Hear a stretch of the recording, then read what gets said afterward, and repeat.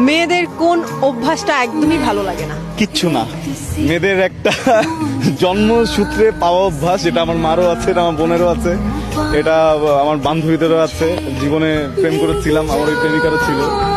যদি জিজ্ঞেস করা হয় হঠাৎ করে চুপ করে থাকে, চুপ করে থাকে, কোনো কথা বলে না। তখন গিয়ে যদি জিজ্ঞেস করি কি ব্যাপার, প্রবলেম, মানে এই কিছু না বলার পরে যদি কোনো পুরুষ মেনে নেয় যে আসলেই কিছু হয়নি, আর পুরুষটা যদি চুপ থাকে, ওর জীবন শেষ। ওর জীবন শেষ।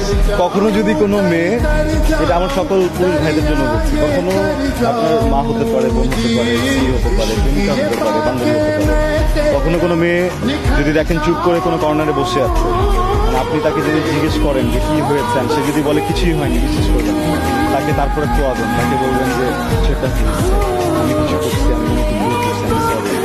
এইভাবে মানে যদি ভুল নাও থাকে, একবার দুবার সরি বলবেন, দেখবেন ঠিক হয়ে যাবে। প্রশংসা করে